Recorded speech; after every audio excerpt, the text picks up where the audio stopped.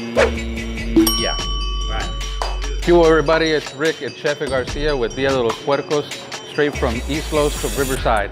We got some treats for you today.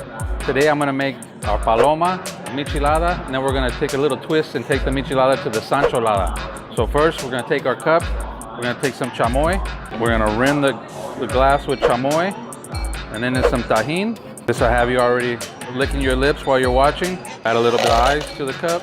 Add our own house-made michelada mix, tomato base.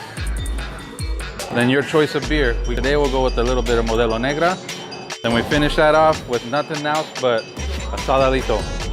Bam, ahí está. And for those of you that would like a little kick, we turn the michelada into a Sancholada. And those of you who know what a Sancho is, don't play dumb. We add a little something to the michelada, which is fire cinnamon sake. And that's the Japanese influence that most of you need to know what's in our Mexican food. Without the influence, we wouldn't have puercos, hence Dia de los Puercos. Next, we're gonna make a paloma. For those of you that are asking what chamoy is, fermented plums, sweet, salty, so it has you wanting more the more you drink. Auténtica Quitacer squirt from Mexico. Pour it right over the ice. Oh yeah, I wish you could get the mic closer so you could hear that.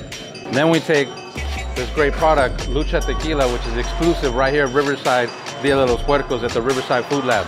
And we add that to the top of this paloma. Sauce. Finish that off with a saladito, and there you go. So we hope to see you here at the Riverside Food Lab, enjoying some firme drinks, some firme comida chicana, and some firme music and a firme scenery here at the Riverside Food Lab. Nos vemos pronto.